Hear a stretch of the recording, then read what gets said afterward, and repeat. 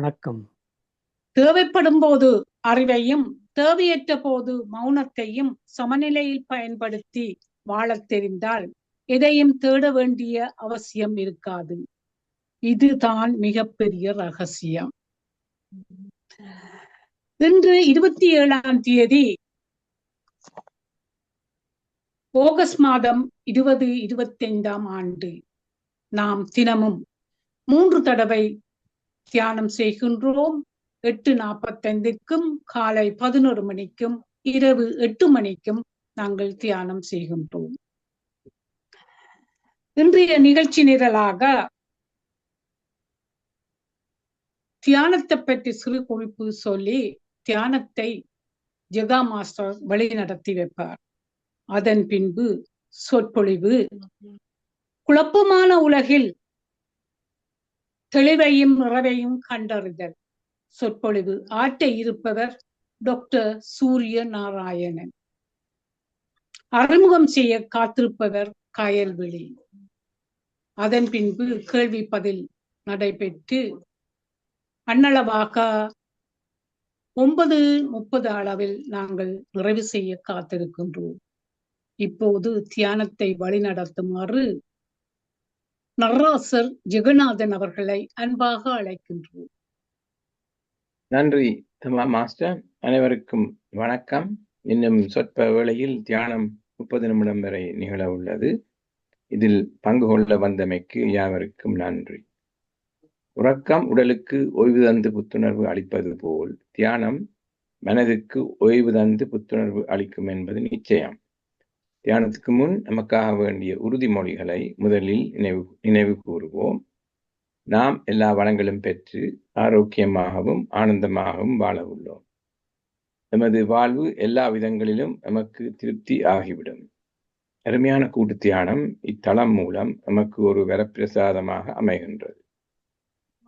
தியானத்துக்கு முன் இளம் சூடான நீரை சிறிதளவில் அருந்தி மீதியை அருகாமையில் வைத்திருக்கவும். தியானத்தின் போது நாம் பெறக்கூடிய பிரபஞ்ச உணர்வுகளை இந்த நீரும் கிரகிப்பதானால் அதை அருந்துவதன் மூலம் மேலதிக பலன்களை நாம் பெறலாம். இனி தியானம் செய்ய தயாராவோம். வசதியான ஒரு இருக்கையில் அல்லது தரையில் சப்பானியிட்டு அமர்ந்து கொள்ளுங்கள். முள்ளந்தண்டை நேராக வைத்துக்கொண்டு உடலை தளர்த்திக் கொள்ளுங்கள். மூக்கு கண்ணாடி அணிந்திருப்பவர்கள் அதனை கலற்றி விடலாம். கை விரல்களை ஒன்றாக கோர்த்து கைகளை மடி மீது வைக்கவும். கதிரையில் உட்கார்ந்திருப்பவர்கள் கால் பாதங்களை ஒன்றன் மீது ஒன்றாக பதிக்கலாம். கண்களை லேசாக மூடியவாறு மூச்சின் மீது கவனம் செலுத்துவோம். முதலில் உள்மூச்சு, பின்னர் வெளிமூச்சு என வளமையான முறையில் சுவாசித்தால் போதுமானது. வழங்கப்படும் இசையிலும் கவனம் செலுத்தலாம். வேறு எண்ணங்கள் மனதில் எழுந்தால் அவற்றை விடுத்து மீண்டும் சுவாசத்தின் மீது கவனத்தை திருப்புவோம். நன்றி.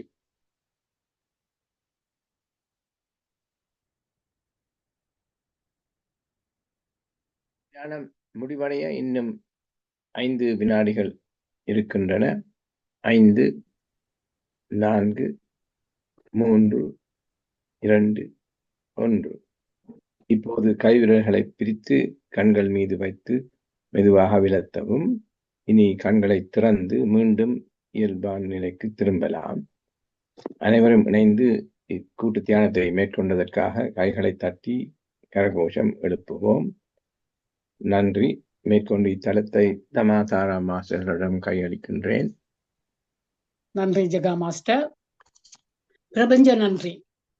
பிரபஞ்சத்தின் நல்லாசியுடன் நாம் அனைவரும் ஒருங்கிணைந்து மன அமைதி, சமாதானம், ஆரோக்கியம் ஆகியவற்றை முன்வைத்து ஒரு சக்தி வாய்ந்த கூட்டு தியானம் செய்தோம்.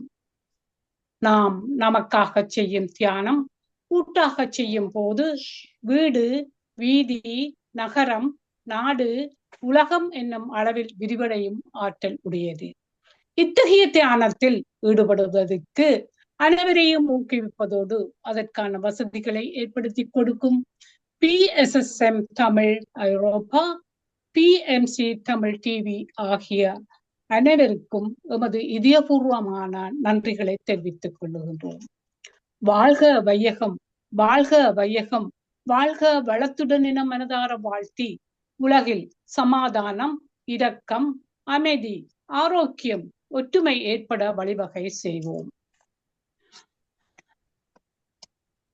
நன்றியாக இந்த உதவும் கரங்களுக்கு தளத்தை தந்துதவிய திருமதி ஸ்ரீஸ்கந்தராஜாவுக்கும், தியானத்தை சிறப்பாக வழிநடத்திய ஜெகாவுக்கும், ரெக்கார்டிங் செய்த பவானிக்கும், பதார்த்தங்களை போட்ட சிவா மோகனுக்கும் எமது மனங்கனிந்த நன்றிகளை தெரிவித்துக் கொள்கின்றோம், பாராட்டுகின்றோம். இப்போது கயல்விழி அவர்களை டாக்டர் சூரிய நாராயணை அறிமுகம் செய்யுமாறு தாழ்மையுடன் வேண்டிக் கொள்கின்றேன். அனைவருக்கும் வணக்கம். என்னுடைய பெயர் கயல்விழி. நான் ஜெர்மனியில் இருந்து இணைந்து கொண்டிருக்கின்றேன். இன்று இந்த நிகழ்வில் தன்னுடைய அனுபவத்தை பகிர்ந்து கொள்ள வந்திருக்கின்றார் டாக்டர் சூரிய நாராயணன் அவர்கள். அவரை பற்றிய ஒரு சிறிய அறிமுகத்துடன் நான் அவரை உரையாற்ற அழைக்கின்றேன்.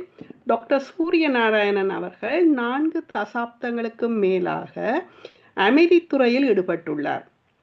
அனுபவபூர்வமான அமைதியின் வழியை கற்றுக்கொண்ட அவர் அமைதி மற்றும் அமைதி கல்வி பணிகளை ஆதரிப்பதில் தீவிரமாக ஈடுபட்டுள்ளார். முக்கியமாக பிரேம்ராவத் அறக்கட்டளை, பேர்ட்ஸ் ஆஃப் பீஸ் குளோபல் மற்றும் அதன் முந்தைய அமைப்புகள் ஊடாக அவர் இணைந்து செயல்பட்டு வந்திருக்கின்றார். இதன் நிமித்தம் அவர் உலகெங்கிலும் 40க்கு மேற்பட்ட நாடுகளுக்கும் 5 கண்டங்களில் உள்ள 200க்கும் மேற்பட்ட நகரங்களில் நிகழ்ச்சிகள் நடத்தியுள்ளார். இந்த இடங்களில் பெரும்பாலானவற்றில் அவர் தனது ஆசிரியரின் அணுகுமுறையின் அடிப்படையில் ஒரு நபரின் வாழ்க்கையில் அமைதிக்கான சாத்தியத்தை அறிமுகப்படுத்தியுள்ளார்.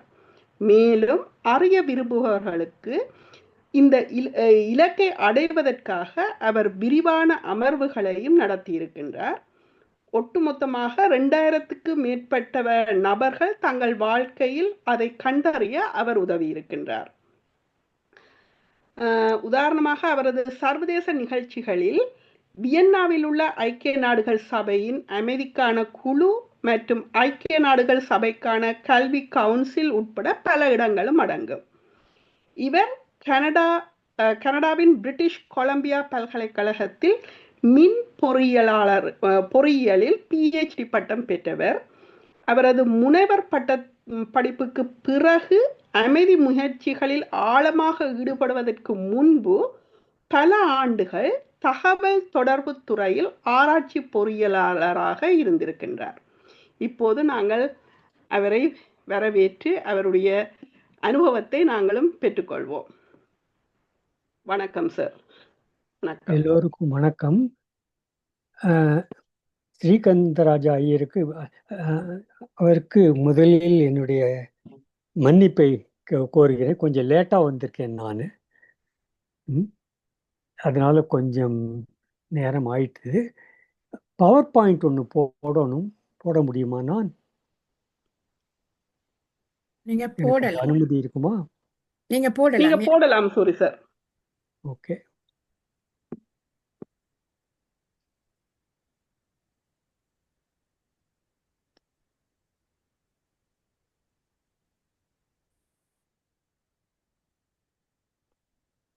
எல்லோருக்கும் வணக்கம்.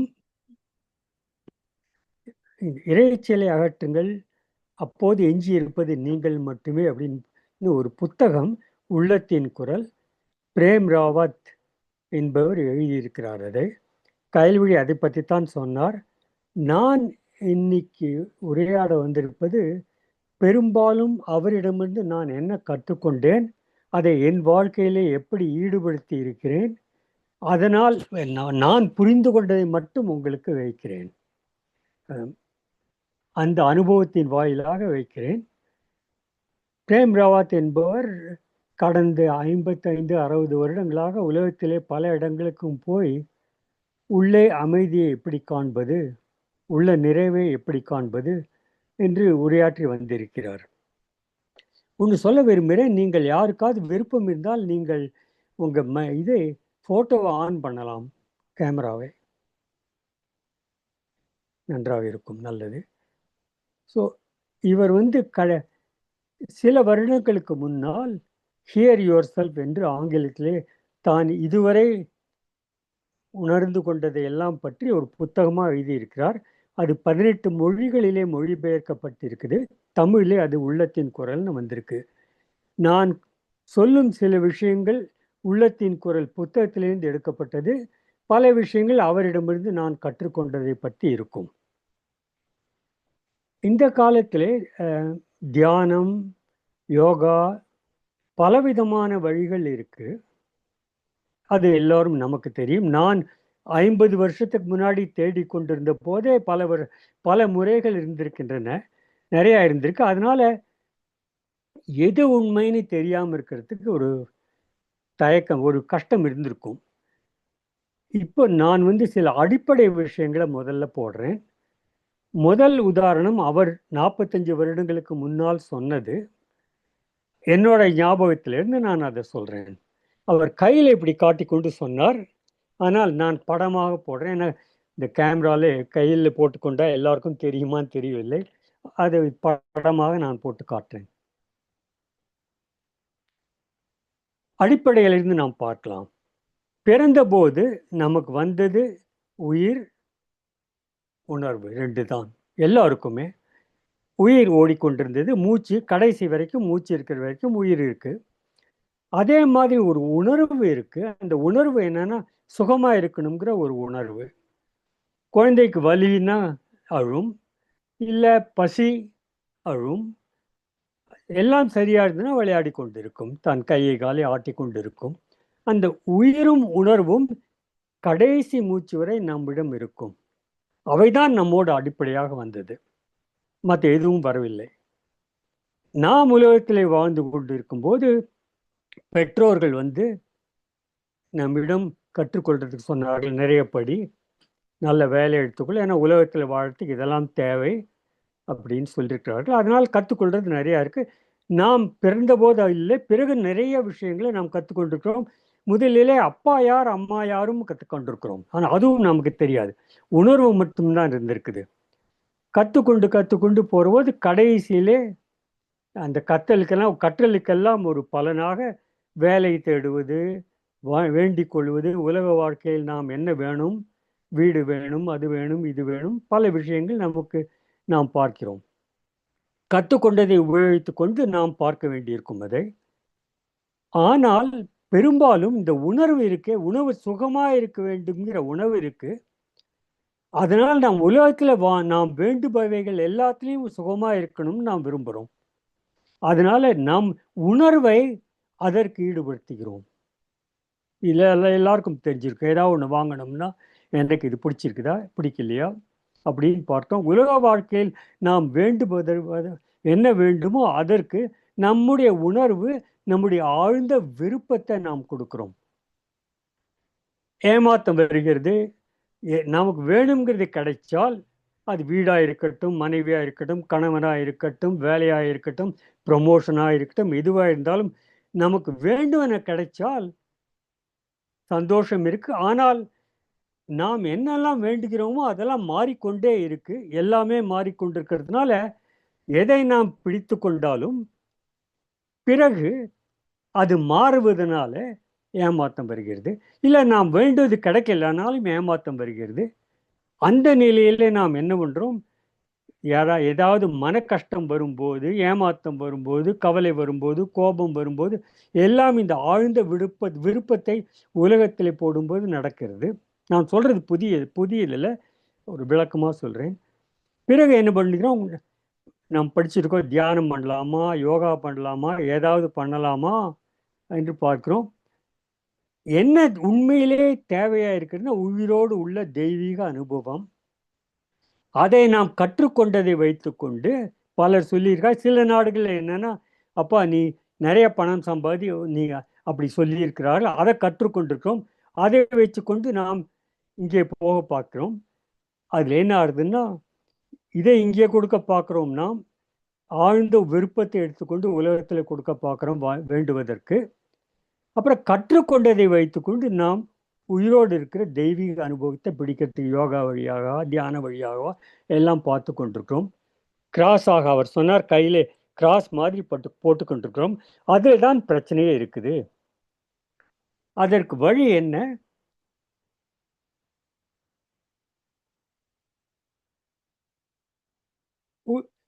கற்றுக்கொள்றதை வச்சுக்கொண்டு உலக வாழ்க்கையில போடுங்கள்.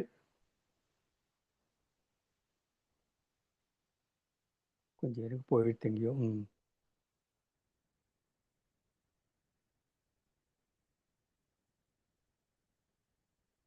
ஓகே, கற்றுக்கொள்றதை வச்சு உலக வாழ்க்கையில போட்டுட்டு தெய்வீக அனுபவத்தை பிடிக்கிறதுக்கு உயிரோடு உயிரா அந்த அனுபவம், தெய்வீக அனுபவம் இருக்கு.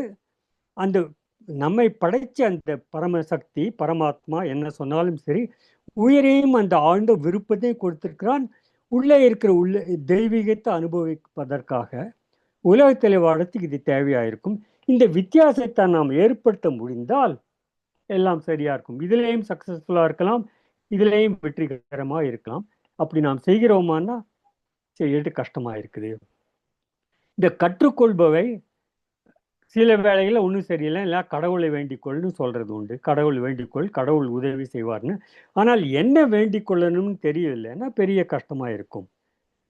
ஒரு உதாரணமும் ஒரு கதையும் நான் சொல்றேன். இந்த கதையும் பழைய காலத்திலேருந்து வந்தது தான்.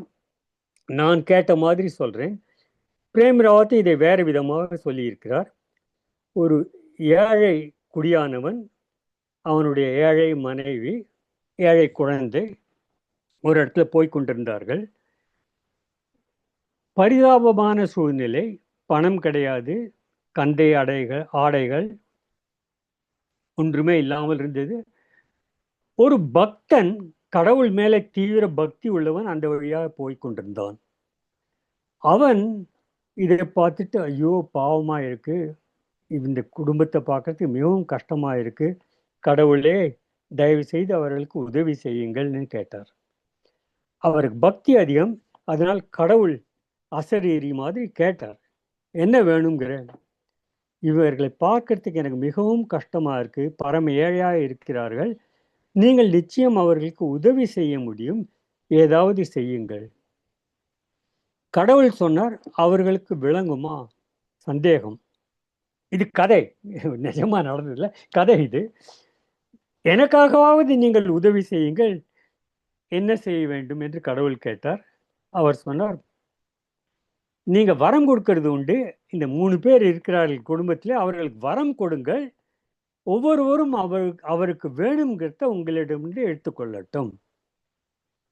கடவுள் சொன்னார், அது சரியானபடி போகும்னு நான் நினைக்கல, இருந்தாலும் நீ கேட்கறதுனால நான் போகிறேன் அப்படின்னு போய் முதல்ல அந்த குடியானவனுடைய மனைவி முன்னால் வந்தார். வந்து அதுக்கு அவர் சொன்னார், அந்த பக்தன் சொன்னார், இவர்கள் சிவனை வேண்டிக் கொள்கிறார்கள், சிவபக்தி கொஞ்சம் உண்டு, அதனால் நீங்கள் சிவன் உருவத்தில் போனால் அவர்களுக்கு தெரியும். ஸோ அவர் சிவனாக போனார். முதல்ல மனைவி முன்னால் போனார். வந்து, நான் கடவுள் வந்திருக்கிறேன், உனக்கு ஒரு வரம் கொடுக்கலாம்னு வந்திருக்கிறேன், உனக்கு என்ன வேணும்? அந்த பெண்ணுக்கு ஒரே சந்தோஷம், என்னவெல்லாம் கொடுக்க முடியுமா? அவர் சரி, எதுவும் கொடுக்குறேன்னு. அந்த பெண் பரம ஏழையாக இருந்தாலும் கூட கணவனுடைய பொறுப்பு சம்பாதித்து கொடுப்பது, அதனால் அதை பற்றி அவள் கவலைப்படலை. ஆனால் வயதாக நரைச்ச முடி வந்து கொண்டிருக்கு, முகத்தில் கோடுகள் வந்து கொண்டிருக்கு, இது நல்ல வாய்ப்பு அப்படின்னு என்னை மிகவும் அழகான பெண்ணாக மாற்றிடுங்கள் அப்படின்னு சொன்னார். அடுத்த நிமிஷமே அவர் ததாஸ்துன்னார், ஆமன்னு சொன்னார். அடுத்த நிமிஷமே அந்த பெண் மிகவும் அழகான பெண்ணாக மாறிவிட்டாள். ஒரே சந்தோஷம் அவளுக்கு. கண்ணாடியில் முகத்தை பார்த்து கொண்டார், மிகவும் சந்தோஷம். குடியானவனும் பார்த்தார், அந்த ஏழை குடியானவனும் பார்த்துட்டு அவருக்கும் சந்தோஷம். துரதிருஷ்டவசமாக அந்த வழியாக ஒரு ராஜகுமாரர் ஒரு வெள்ளை குதிரையில போயிட்டு இருந்தார். அவர் குதிரையை நிறுத்தி, இந்த என்னுடைய நாட்டில் இவ்வளவு அழகான பெண் உண்டா அப்படின்னு நிறுத்திட்டு கேட்கிறார், என்னோட நீ வந்தால் நான் கூடிய சீக்கிரம் ராஜாவாக போறேன், என்னோட நீ சிம்மாசனத்தில் இருக்கலாம், நீ பட்ட மகிழ்ச்சியாக இருக்க முடியும், என்னோடு வருகிறாயா அப்படின்னு கேட்டார். அந்த பெண் பார்த்தார், இங்கே ஏழை குடியானவன், கந்தல் ஆடை, ஒண்ணுமே இல்லாதவர், இங்கே அற்புதமான ராஜகுமாரர், ராஜபோகம் கிடைக்கும், எல்லாம் கிடைக்கும், உங்களோடய நான் வரேன். சரின்னு அவர் வந்து அந்த பெண்ணை எடுத்துக்கொண்டு குதிரையின் பின்னாடி போட்டுக்கொண்டு போக தொடங்கினார். போய்கொண்டிருக்கும் போது குடியானவனுக்கு பார்த்தான், என் மனைவி மிகவும் அழகாக போனாள். பிறகு ராஜா குமாரன் வந்து கேட்டபோது ஒரு தயக்கமே இல்லாமல் அவரோடு போயிட்டா. நல்ல திட்டினார், வாயில வந்ததெல்லாம் திட்டினார். நீ ஓடுகாலி அது இதெல்லாம் திட்டிட்டு அந்த நேரத்துல சரியான கோபத்தில் இருந்தார். அப்போ கடவுள் சிவபெருமானாக அவர் முன்னால் வந்து, அப்பா உனக்கு ஒரு வரன் இருக்கு, என்ன வேணும்?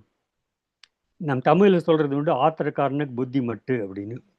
அவர் வந்து பார்த்து சொன்னா, என் பெண்டாட்டி இருக்காளே, என்னை விட்டுட்டு இவ்வளவு வருஷமாக அவளை பாதுகாத்துன்னு இப்ப எல்லாத்தையும் விட்டுட்டு ஓடுறாளே, அவளை பன்றியாக மாத்திடுங்கள். அடுத்த நிமிஷம் அங்க ஒரு பன்றி இருந்தது. ராஜகுமாரர் அரண்மனைக்கு போறதுக்கு முன்னாடி தன் அழகான மனைவியை வருங்கால மனைவியை பார்க்கலாம் திரும்புறார். அங்க ஒரு பன்றி உட்கார்ந்து கொண்டிருந்தது. அவருக்கு உடனே ஐயோ இதனை செப்பிடி வித்தை போல் இருக்கேன்னு கீழே தள்ளிட்டு வேகமா ஓட்டி கொண்டு போயிட்டார். குடியானவன் பார்த்தான், அந்த பன்றி என்ன செய்யுதுன்னு தெரியல, மெதுவாக அழுது கொண்டே குடியானவன் பக்கம் வர ஆரம்பிச்சுது. அப்போ அந்த கடவுள் அந்த பையன் முன்னால் வந்து, இந்த குடும்பத்தின் பையன் பிள்ளை வழியா முன்னால் வந்து, அப்பா உனக்கும் ஒரு இது இருக்கு, வரன் இருக்கு, ஒரு வரம் இருக்கு, என்ன வேணும் உனக்கு கேள் அப்படின்னார். அந்த பையன் இந்த கூத்தையெல்லாம் பார்த்து கொண்டிருந்தான். மனைவி இது தன்னுடைய அம்மா அழகானது, அப்புறம் ராஜகுமாரோட போறது, அப்புறம் பன்றியாகிறது எல்லாம் பார்த்து விட்டு அவன் சொன்னான், எங்கள் குடும்பம் நீங்கள் வருவதற்கு முன்னால் பணம் இருந்ததோ இல்லையோ ஒரு குடும்பமா இருந்தது. இப்போ நீங்கள் வரம் கேள்னு எங்க குடும்பத்தையே குட்டிச்சுவரா பண்ணி விட்டீர்கள். இதுதான் நீங்க செய்யற வேலையா? அதனால நீங்க ஒரு வரம் கொடுன்னு சொல்றீர்கள். சரி, நான் கேட்கிறேன், எங்க குடும்பம் முன்னாடி எப்படி இருந்ததோ அதே மாதிரி வைத்து விட்டு இந்த பக்கமே திரும்பி வராதீர்கள் என்று சொன்னார். குடும்பம் அதே மாதிரி ஆச்சு. அந்த குடியானவனுக்கு பெண்டாட்டி மேல சரியான ஆத்திரம், பெண்டாட்டிக்கு குடியானவன் மேல சரியான ஆத்திரம், எல்லாமே கெட்டு போச்சுது. அந்த கடவுள் அந்த பக்தனிடம் கேட்ட, என்னப்பா பார்த்தியா அப்படின்னார். அந்த பக்தன் ஏன் என்ன ஆச்சுது அப்படின்னா, நானே, கடவுள் இந்த சொன்னது மிகவும் முக்கியமானது, இது கதை. நானே மக்கள் முன்னால் வந்து இருந்தாலும் என்ன கொடுக்குறேன்னு சொன்னாலும் அவர்களுக்கு என்ன கேட்கறதுனே தெரியாது, அந்த தெளிவு கிடையாது. இதுதான் பிரச்சனையே. அவர்கள் தங்களுடைய தற்காலிக பிரச்சனையை தீர்க்க கேட்பார்கள், வேறு ஏதாவது கேட்பார்கள், ஏன்னா அவங்களுக்கு என்ன கேட்கணும்னே தெரியாது அப்படின்னு சொல்லிட்டு அவர் சொன்னார். அதனால்தான் பிரச்சனையே இருக்குது அப்படின்னு. அடுத்தது ஒரு சிறிய உதாரணம் எடுத்துக்காட்டு இருக்கு. அது இது முண்டக உபநிஷத்திலேருந்து வந்தது. ஆனா அதை கொஞ்சம் மாற்றி சொல்ல போறேன் நான். அது ஒரு கிளையில ஒரு குருவி இருக்கு. அந்த குருவி என்னவெல்லாம் அந்த வட்டாரத்தில் நடக்கிறதோ அதெல்லாம் பார்த்து பாதிக்கப்பட்டு கொண்டு இருக்கு. ஒரு பூனை வருது, நாய் வருது, அது வருது, இது வருது, எல்லாத்தையும் பார்த்து முழுக்க பாதிக்கப்பட்டு கொண்டே இருக்கு. பயம் வேற, பூனை என்ன சாப்பிட்டுருமோ, வேலைக்காரன் வந்து என்னை பிடிச்சிட்டு போவானோ, கீன்னு கத்திக்கிட்டே போயிட்டு இருக்குது. அது கொஞ்சம் கூட நிம்மதியே கிடையாது. அந்த மாதிரி ஒரு குருவி இருக்குது அங்க. அதே கிளையில இன்னொரு குருவியும் இருக்குது. அது பரிபூர்ண சாந்த நிலையில இருக்கு. என்ன நடந்தாலும் கொஞ்சம் கூட பாதிப்பே இல்லாமல் ஒரு அற்புதமான உணர்வில் இருந்து கொண்டு இருக்கு. பிறகு ஒரு கேள்வி கேட்கப்படுறது, உங்களுக்கு எந்த குருவியோட இணைய விருப்பமா இருக்குது? உங்களுக்கு இந்த வாய்ப்பு இருந்ததுன்னா எந்த குருவி மாதிரி இருக்கு, எந்த குருவியோடு இணைய விருப்பமா இருக்கு? பதில் சுலபம், இரண்டாவது குருவியோடு இணைய விருப்பமா இருக்குன்னு சொல்லுவோம் நாம். ஆனால் இரண்டாவது குருவி இருக்கிறதே தெரியலன்னா என்ன செய்வோம்? முதல் குருவி அடக்க பார்ப்போம். தியானம் செய்யலாமா, யோகா செய்யலாமா, அது கொஞ்சம் காமா அடங்கி இருக்கட்டும். ஏன்னா 2வது குருவி எப்படி அடையிறது, எங்க இருக்கு ஒன்றும் தெரியாது. அந்த நிலையில தான் நம்ம போய் முதல் குருவி அடக்க பார்க்குறோம். அடக்க முடியுமான்னு பார்த்தா கஷ்டம். இதுக்கு ஒரு உதாரணம், பல காலத்துல பல பக்தர்கள், பல மகான்கள் இதை பத்தி சொல்லி இருக்கிறார்கள். இப்போ தாய்மானவர் இதுலேருந்து கொஞ்சம் சொல்றேன். இது தாய்மானவர் தேடிக்கொண்டிருந்த போது இதை மாதிரி ஒன்று சொல்லி இருக்கிறார். அவர் கந்துக மத கரியை, அதாவது மதம் பிடிச்ச யானையை நாம் வசமாக நடத்தலாம், கரடி புலி வாயெல்லாம் நாம் கட்டலாம், சிங்கத்தின் முதியின் மேலே சவாரி செய்யலாம், பாம்பு எடுத்து ஆட்டலாம், அப்புறம் இது மட்டமான உலோகங்களை எடுத்துக்கொண்டு பொன்னாக மாற்றலாம், அப்புறம் யாருக்கும் தெரியாமல் உலாவி வரலாம், தேவர்களை எல்லாம் கூட வேலைக்காரலாம் வைக்க முடியும் நம்மாலே, சந்ததமும் இளமையோடும் இருக்கலாம், கூடு விட்டு கூடு பாயலாம், தண்ணி மேலே நடக்கலாம், கண்ணல் மேலே போகலாம், எல்லா சித்தியும் பெறலாம், ஆனால் சிந்தியை அடக்கி சும்மா இருக்கிறது திறமறிதுன்னு சொல்றார். இது மிகவும் முக்கியமான பாட்டு. என்னால் இதெல்லாம் முடிஞ்சாலும் கூட சிந்தி அடக்க முடியாது, அந்த முதல் குருவியை அடக்க முடியாது. பிறகு என்னாச்சு அவருக்குன்னு பார்த்தால், அவர் ஒரு ஆசானை கண்டார். அந்த பாட்டு ரொம்ப அழகான பாட்டு. பார் ஆதிபூதம் நீ இல்லை. ஐயன்னு சொல்றது அவருடைய ஆசான், அவருடைய குருநாதர், அவருடைய வழிகாட்டி. அவர் சொன்னார், பார் ஆதிபூதம் நீ இல்லை, பஞ்சபூதங்களால் ஆன உடம்பு நீ இல்லை. ஏன்னா கை வெட்டுப்பட்டாலும் சரி, காலே இல்லைனாலும் சரி, நாம் இன்னும் இருக்கிறோம், உயிரோட நாம் இருக்கிறோம். உன்னிப்பார், இன்னும் ஆழ்ந்து சிந்தித்து பார், இந்திரியம் நீ அல்ல, கை இந்த புலன்களெல்லாம் நீ இல்லை. ஏன்னா காது கேட்காமல் போனாலும், கண் தெரியாமல் போனாலும் கூட நான் இருப்போம். அதனால் இந்திரியம் நீ அல்ல. கரணம் ரொம்ப முக்கியமானது, சிந்தனைகள், சிந்தனைகளும் நீ இல்லை, நீ எதுவுமே இல்லை. முதல் குருவி கற்றப்படுற மாதிரி அதுவும் இல்லை, அந்த உடம்பும் நீ இல்லை, உடம்பும் நீ இல்லை, உணர்வுகளும் இது உணர்வும் இல்லை, இந்திரியங்களும் இல்லை, சிந்தனைகள் திங்கிங் நீ இல்லை, ஆராய் உணர்வு நீ என்றான். நீ உண்மையிலே என்னன்னா அந்த உணர்வு தான், தெய்வீக உணர்வு. ஏன்னா நம்ம உயிரோடு வச்சிருக்கிறது அந்த அற்புதமான சக்தி, பல தெய்வ சக்தின்னு சொல்லுவார்கள். அதுதான் நீ எனக்கு சொல்லி தந்தார் அவர், என்னுடைய ஐயன். அது அன்பால் சொல்லி தந்தார் அவர். அது ஆனந்தமா இருக்குதே தோழின்னு சொன்னார். இதுல பெரிய வித்தியாசம். இப்போ அந்த உள்ளே இந்த இந்திரியம், இந்த உணர்வுக்கு போக வழி தெரிந்தால் மிகவும் நன்றாக இருக்கும். அப்போது எல்லாத்துலேருந்து விடுபட்டுருக்கலாம். ஆனால் எப்படி போகிறது? அப்புறம் இதுக்கு பிறகு என்ன ஆகுது? அவருக்கு பயிற்சி செய்து கடைசியில் கடலின் மடை விண்டதென சுனாமி மாதிரி 2 கண்களும் ஆனந்த கண்ணீர் சொரிய, உடலும் புலகிதமாக எனது உள்ளம் உருகவோர் உபாயம் செய்தாண்டின்னு சொல்றார் அவர்.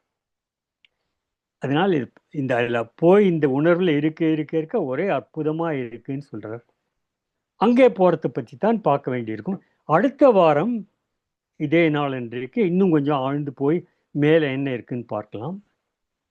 இப்போது நன்றி.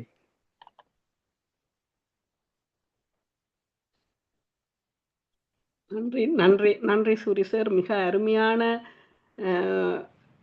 உணர்வை பற்றி அழகாக கூறியிருந்தீர்கள். மிக்க மிக்க நன்றி. நன்றி சூரி சார். உங்களுக்கு நன்றி. நன்றி அம்மா. இந்த பெரிய சிறப்பான உரைக்கு பாராட்டி நாங்கள் 30 நிமிடங்கள் கரகோஷம் செய்வோம்.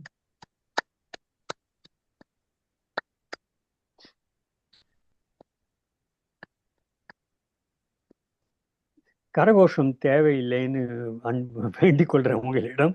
ஏன்னால் நான் உணர்ந்ததை சொல்றேனே தவிர சொல்லிக் கொடுத்தவர் வேறொருத்தர். நான் உணர்ந்து கொண்டு பயிற்சி செய்து கொண்டு வருகிறேன். அதனால இதுக்கு ஒரு கதை இருக்கு, அதை சொல்ல வேண்டாம் இப்போ. அதனால் கரகோஷம் செய்வது எனக்கு வரணும்னு இல்லை. அது நான் அதுக்கு உகந்தவன் அல்ல.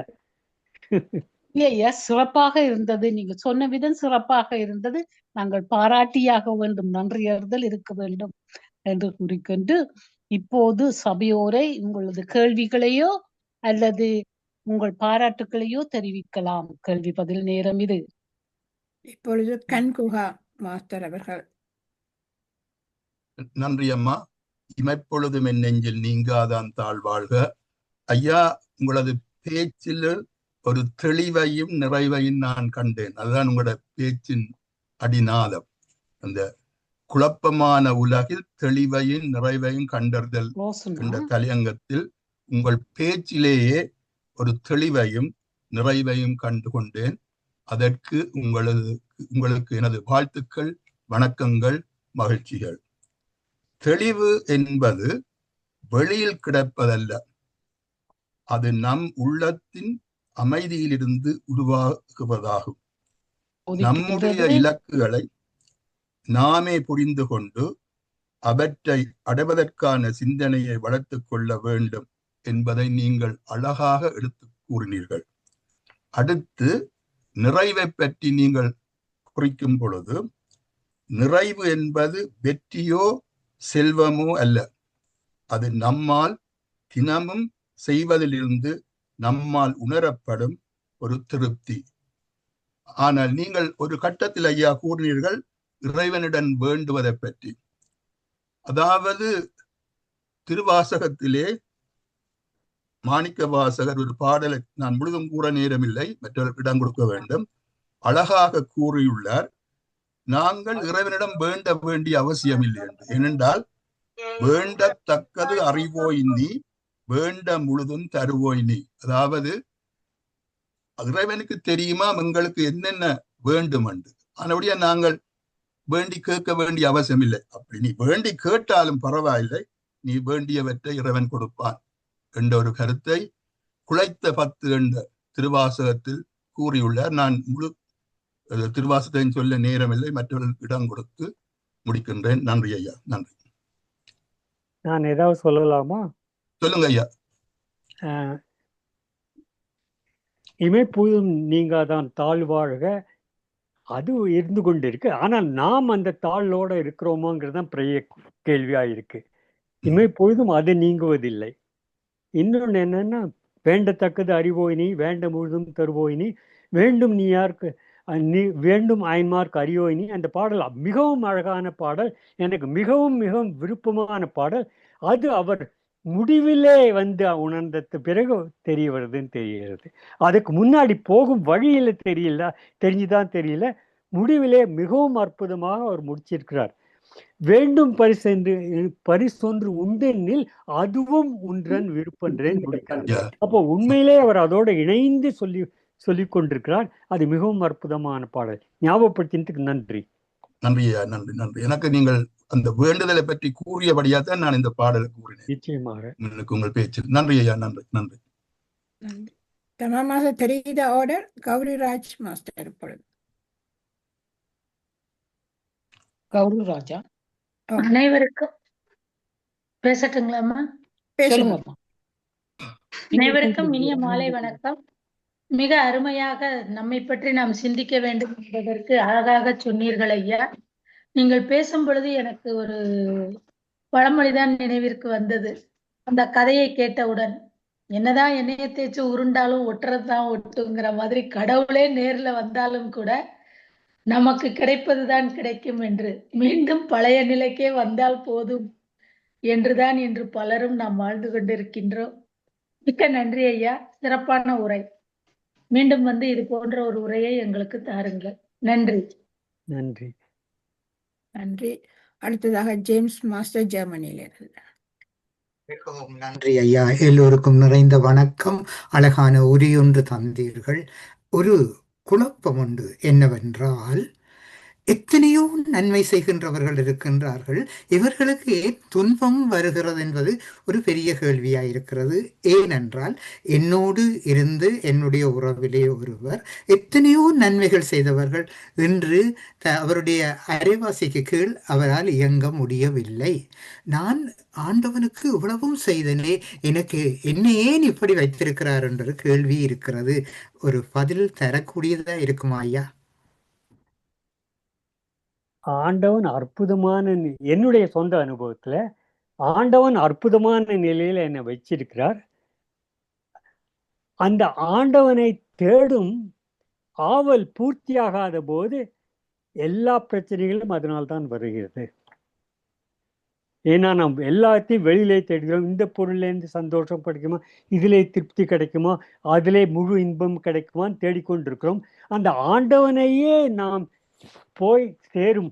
ஆண்டவன்னா நான் உருவத்தை பற்றி சொல்லலை, என்னை உயிரோடு வைத்து கொண்டிருக்கும் அந்த அற்புதமான சக்தி, அதனுடைய நான் போய் இருக்க முடிந்தால் இந்த கேள்வி வராது. அதற்கு வழியும் இருக்கு. இது நான் தத்துவமா பேசல, அதுக்கு வழியும் இருக்கு. அடுத்து உங்களுடைய உரையிலேயே சந்திப்போம். நன்றி ஐயா. நன்றி. அடுத்ததாக சிட்னியிலிருந்து பஞ்சாட்சரம் மாஸ்டர். எல்லோருக்கும் வணக்கம். இன்று டாக்டர் சூரியநாராயணன் அவர்கள் ஐயா அவர்கள் குழப்பமான நிலையில் நிறைவை தெரிவதை பற்றி தெளிவையும் கண்டறிதல் பற்றி எங்களுக்கு ஒரு அருமையான சொற்பொழிவை தந்தார். வலும் அதாவது இந்த மனநிலையை பற்றி பல உதாரணங்களை காட்டி அருமையாக எங்களுக்கு விளங்கப்படுத்தினார். மனம் எங்கே நிற்கிறதுன்றதை. அது மட்டுமல்லாமல் தாயுமானவர் 18ஆம் நூற்றாண்டில் வந்த தாயுமானவரை பற்றி அவருடைய பாடலை பற்றியும் தெளிவாக சொல்லியிருந்தார். இந்த மனதை பற்றி நான் கேள்வி கேட்கலையா, இந்த தாயுமானவர் இந்த மனதை பற்றிய கதையை நான் உங்களுக்கு சொல்றேன். இந்த மனம்ன்றது சிலவேளை மறந்து போகும்ன்றதுக்காக அவர் கூறுகிறார், இறைவனே நீ எனக்கு மேலும் மேலும் துன்பத்தை தான். ஏன் அப்படி கேட்கிறார்? இறைவனை நாங்க மறந்து விடுவோம் என்றதுக்காக கேட்கிறாரோ என்று அதுவும் இந்த மனதை பற்றிய விஷயத்துக்காக சொன்னாரோ என்பதை பற்றி கூற முடியுமா ஐயா? எனக்கு தெரியாது. தாய்மானவரிடம் தான் கேட்கணும்னு நினைக்கிறேன். ஏன்னால் உங்கள் வாழ்க்கையிலும் தெரியும், என்னுடைய வாழ்க்கையிலும் தெரியும், நாம் துன்பத்தை கேட்பதில்லை. நான் கேட்டதில்லை. அதிலிருந்து விடுதலை வேண்டும் தான். ஒன்னே ஒண்ணு, அவர் சொன்னதை நான் என்னுடைய அறிவுக்கு ஏற்ற மாதிரி புரிந்து கொள்ள முடிந்தால் நிச்சயமா அவர் என்ன சொன்னான்னு தெரியாது எனக்கு, அவரிடம் தான் கேட்கணும். அந்த ஆவலை அதிகப்படுத்தி தந்தால் நன்றா இருக்கும். உங்களை அடைய வேண்டும் என்கிற ஆவல், அந்த ஆவல் ஒரு பெரிய ஏக்கமாக இருக்கும். அதை சில பேர் துன்பம்னு சொன்னதும் உண்டு. ஆனா அது ஆவல். உண்மையிலேயே அந்த பரமானந்தத்துக்கான ஆவல், அந்த உண்மையிலே என்னை உயிரோடு வைத்திருக்கும் சக்தியை உணர்வதற்கான ஆவல், அது பல பேர் கேட்டதுண்டு. அதிகமாக இருந்தால் அது மிகவும் முக்கியம். இப்போ ஒரு அன்பர் ஒருவர் இதை பற்றி சொன்னார், மாணிக்க வாசகர் பற்றி சொன்னார். அவர் சொல்லியிருக்கார், அந்த உள்ளே இருக்கிற அந்த ஆர்வத்தை உணர்ந்துகிட்ட போது இது பரமா அதிசயம்னு சொல்லி இருக்கிறார். அதனால ஒரு மிகப்பெரிய அற்புதம் அது, அந்த ஆவல் இருப்பது. அது இறைவனே போட்டது. இன்னொரு கருத்தையா, இந்த துன்பத்தை தாண்டு கேட்டதுக்கு இன்னொரு கருத்தை என்ன சொல்கிறார்கள் என்றால், அதாவது துன்பத்தை நாங்கள் அனுபவிக்கும் போது எங்களுடைய பழைய வினைகளை எல்லாம் அனுபவித்து நாங்கள் எங்களுடைய அதாவது புண்ணியம் மேம்பட்டு விடும் என்றதுக்காக அவர் அப்படி கேட்டிருக்கலாம் என்றும் கருத்துகள் கூறுகிறார்கள் ஐயா. நன்றி. நன்றி. ஒரு சிறிய விஷயம் சொல்லலாமா? நேரம் இருக்குதா? சொல்லலாம். ஒரு சிறிய விஷயம். நான் இதுவரை சொன்னது பிராக்டிக்கலாக. என்னுடைய டீச்சர் அந்த அவர் 100% 100% பிராக்டிக்கலாக சொல்றார். அதனால பழைய கர்ம வினைகளை பத்தி தெரியாது. இப்போ உயிர் வாழ்ந்து கொண்டிருக்கோம், இப்போ அதெல்லாம் இருக்கு. இப்போ அதை சரியானபடி நடத்த முடியுமா பார்க்கலாம். நன்றி. சரி, நன்றி. அடுத்ததாக டாக்டர் ஜெகநாதன் மாஸ்டர், நீங்க பேசலாம். நன்றி, வணக்கம்.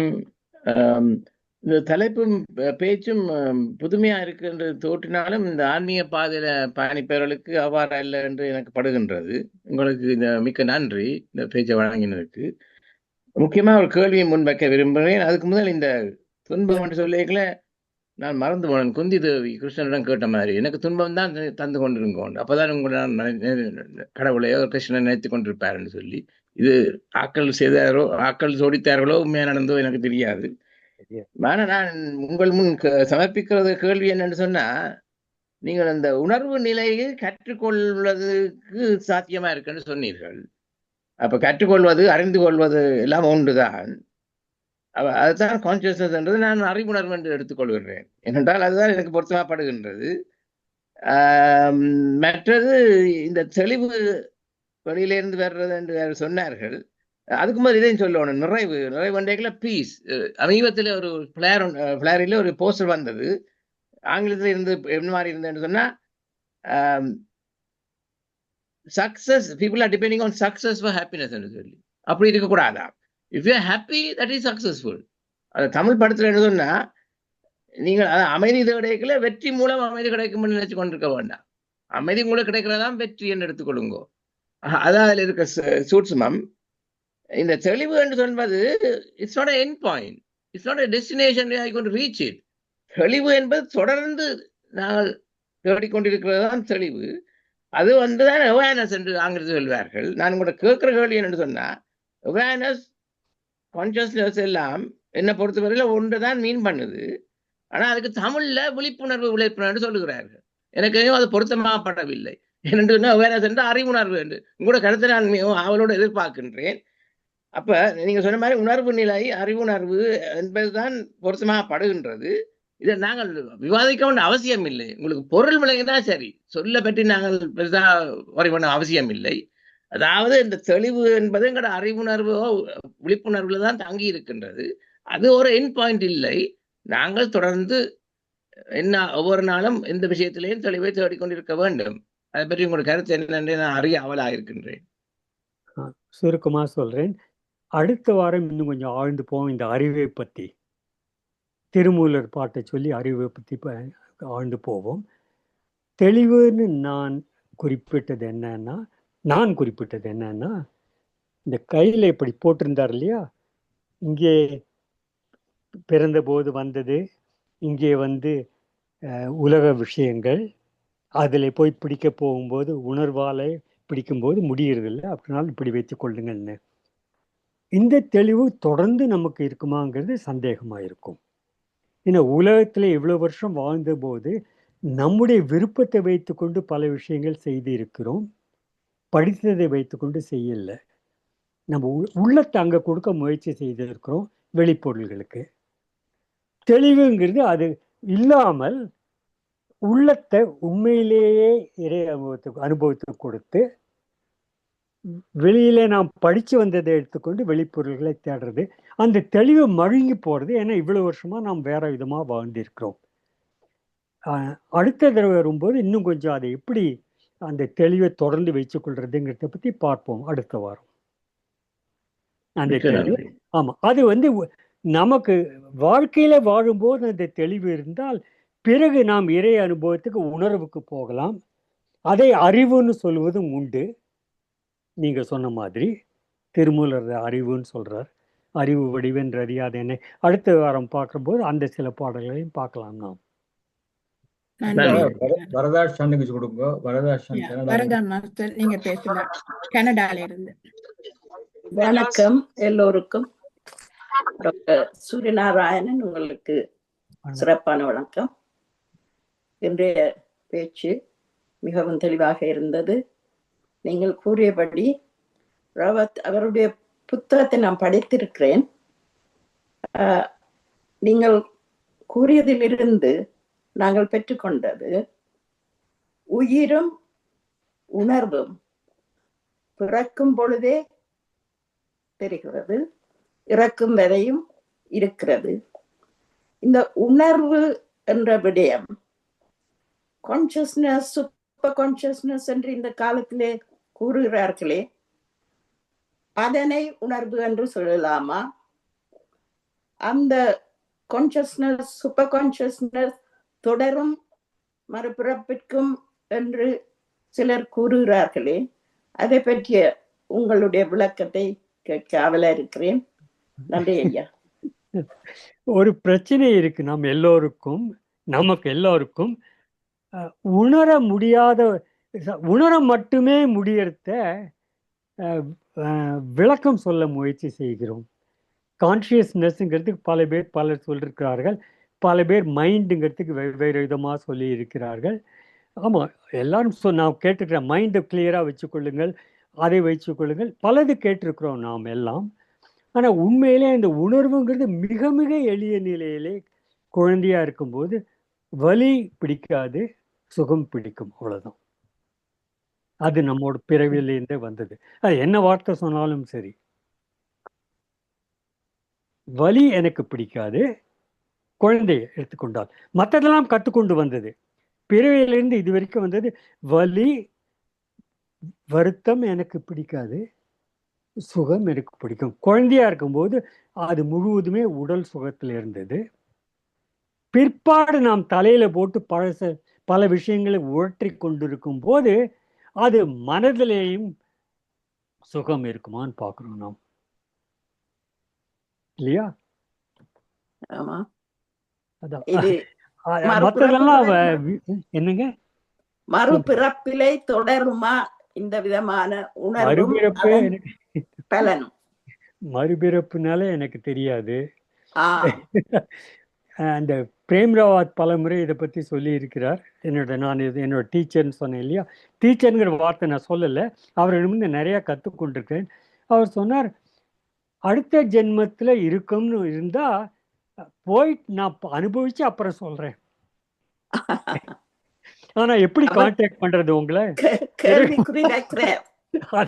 அதனால இப்போ மிகவும் ப்ராக்டிக்கலாக இருக்கிறதுன்னு நாம் உயிரோடு இருக்கிறோம், கடைசி மூச்சு வரைக்கும் இந்த உணர்வும் இருக்க போறது. எப்படி இது ரெண்டையும் நன்றாக அனுபவிக்கலாம்? அமைதியை தேடுவோம்.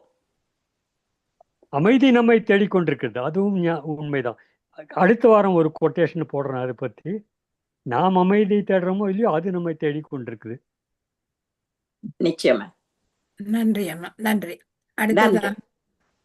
அடுத்ததாக சுகேந்திரா மாஸ்டர் யூகே. அனைவருக்கும் வணக்கம். டாக்டர் சூரிய நாராயணன் மாஸ்டர், உங்களோட உரை. நான் மாஸ்டர் இல்லை ஐயா. நாங்கள் இந்த தளத்தில் இருக்கிற எல்லாரையும் மாஸ்டர்ஸ் என்று தான் சொல்றது.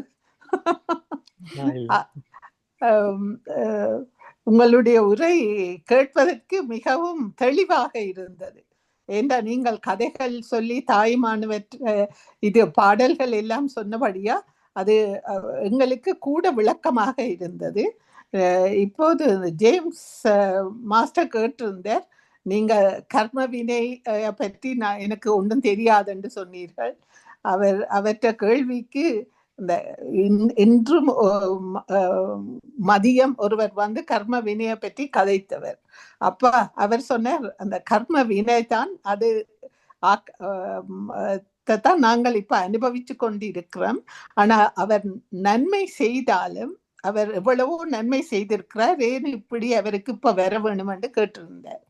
ஆனால் அந்த அவர் செய்த நன்மைகளால் தான் அவருக்கு அவருடைய கர்ம வினை இப்போ குறைவாக இருக்கிறது என்று தான் நான் கூறுவேன். மற்றது நீங்கள் அந்த ஒரு கதை சொன்னீர்கள், என்ன ஒரு ஏழை குடும்பத்தை பற்றி. இங்கு கன பேர் இங்கே இருப்பவர்கள் எல்லாம் முன்பு லாட்ரி விழ வேணும் என்று கேட்டுக்கொண்டே லாட்ரி டிக்கெட் போடுவார்கள். ஆனால் லாட்ரி விழுந்த பிறகு அவர்களுடைய குணாதிசயங்கள் எல்லாமே மாறிவிடுகிறது. முந்தி இருந்ததை விட இன்னும் வேசான நிலைக்கு தான் போகிறார்கள். இதை நீங்க விளக்கமாக கூறினீர்கள். என்றதா போதுமென்ற மனமே புண் செய்யும் மருந்து என்ற பழமொழிக்கிணங்க நாங்கள் வாழ்ந்தால் எப்போதும் நன்றாக வாழலாம் என்றதுதான் என்னுடைய கருத்து. இப்போது நான் சாட் பாக்ஸ் வாசிக்கிறேன் ஐயா. இங்கு புதிதாக கலந்து கொண்டிருக்கும் மாஸ்டர்ஸிற்கு ஒரு அறிவித்தல். இத்தியான தளம் தினமும் 3 முறை நடைபெறுகிறது. யூகே நேரம் காலை 8:45 மணிக்கும் காலை 10 மணிக்கும் மற்றும் இரவு 8 மணிக்கும் நடைபெறும். முதல் அரை மணி நேரம் தியானம், பின் அரை மணி நேரம் பேச்சு அல்லது யோகா பயிற்சி, பாடல்கள் போன்றவை நடைபெற்று பின் நடந்த நிகழ்வை பற்றி கேள்வி பதில் இடம்பெறும். மற்ற நாடுகளில் உள்ளவர்கள் UK நேரப்படி இணையுமாறு வேண்டுகின்றோம். தினமும் எங்களுடன் இணைந்து தியானம் செய்ய உங்களை அன்புடன் அழைக்கின்றோம். நான் சாட் பாக்ஸும் வாசிக்கிறேன் ஐயா. அதுல சில கேள்விகள் இருக்குது. வசந்தா, மகாபாரதத்தில் குந்தி தேவி கிருஷ்ணாவிடம் மேலும் மேலும் துன்பத்தை தந்து உன்னை மறவாமல் இருக்க வேண்டும் என்று கூறியுள்ளார்.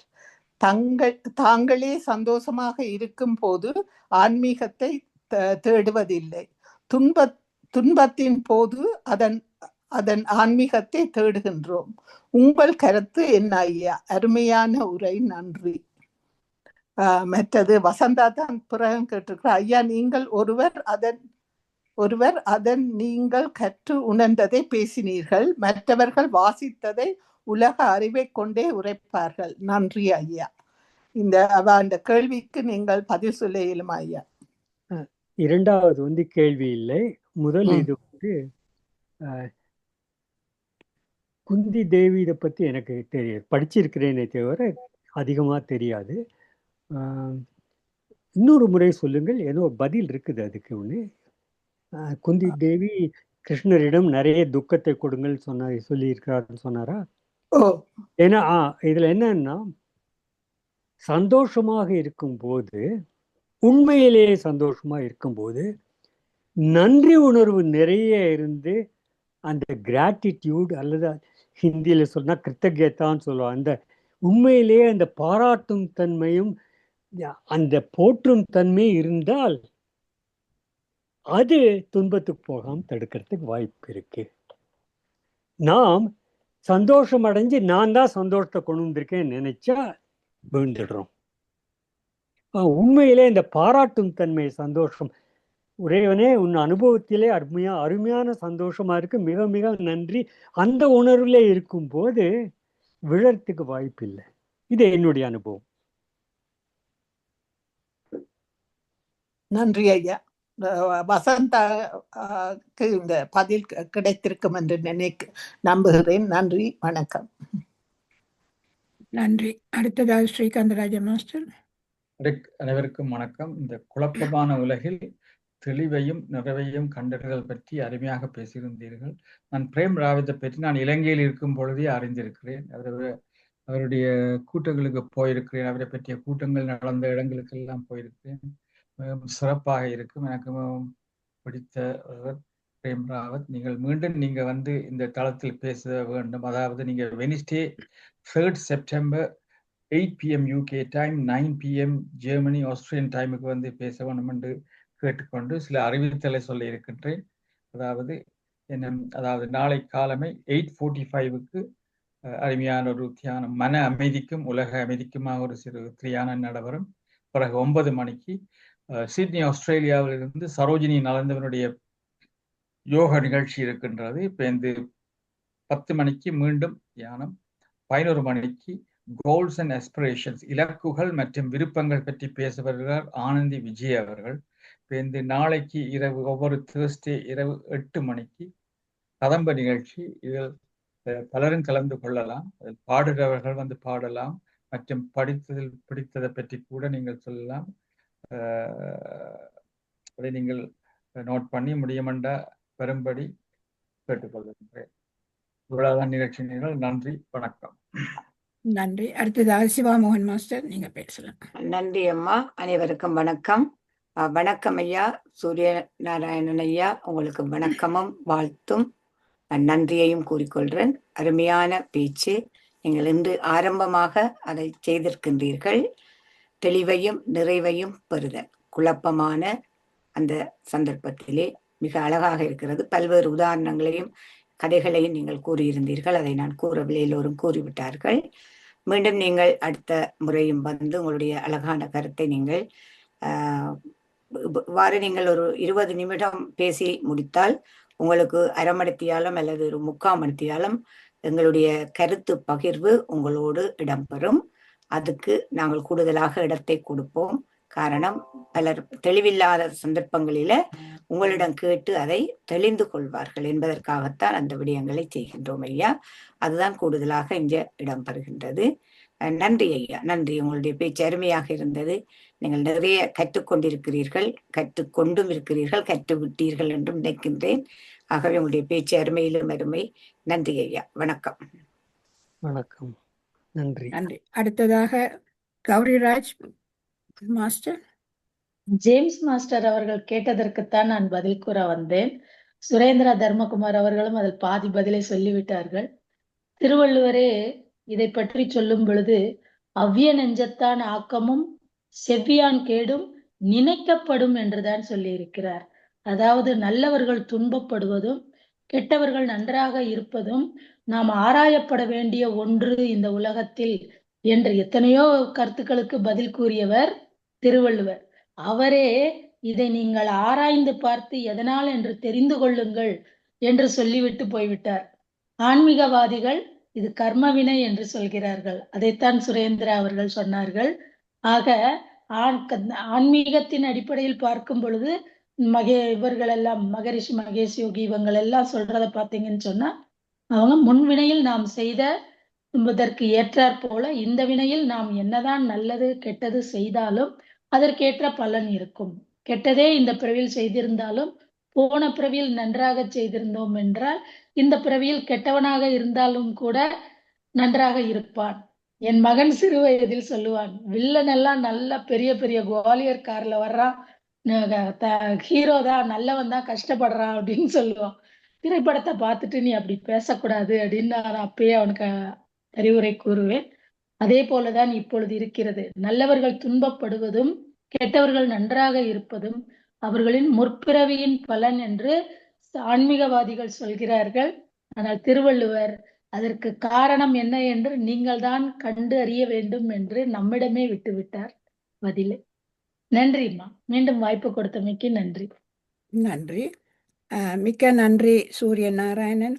1980ஆம் ஆண்டளவில் பிரேம் ராவத் ஸ்ரீலங்கா வந்தவர். நாங்கள் நாலேஜ் எடுத்த அதில் ஆத்மாஸ் எல்லாரும் வந்திருந்தவர்கள். அவர்களிடம் நாலேஜ் எடுத்து எங்களோட குடும்பமே முழுக்க நாலேஜ் எடுத்த அடுத்து நாங்கள் அதை ப்ராக்டிஸ் பண்ணி கொண்டிருக்கிறோம். அதே சேம் வழியில தான் இந்த தியானமும் போய்கொண்டிருக்கின்றது. எனவே நீங்கள் இப்பொழுது இன்று ஆரம்ப இதை தொடங்கி இருக்கிறீர்கள். மீண்டும் உங்களுடைய பேச்சை கேட்பதில் நாங்கள் அனைவரும் விரும்புகின்றோம். நீங்கள் மேலும் தொடர்ந்து பேச வேண்டும் என்று கேட்டுக்கொண்டு இப்பொழுது தமா மாஸ்டர் நீங்கள் நிகழ்ச்சியை நிறைவு செய்யலாம். ஓகே, நல்ல சிறந்த உரை. நாங்கள் நிறைவு செய்யும் நேரம் இது. மீண்டும் உங்களை சந்திப்போம். அதற்கு முதல், துன்பம் கவலைகளை மறக்க கடவுள் தந்த வரமே தூக்கம். துன்பம் கவலைகளை மறக்க கடவுள் தந்த வரமே தூக்கம். கவலையின்றி நிம்மதியாக உறங்குங்கள். இனிய நள்ளிரவு என வாழ்த்தி மீண்டும் காலை 8:45 சந்திக்கும் வரை விடைபெறும் தியான குழுவினர். நன்றி, வணக்கம். நன்றி.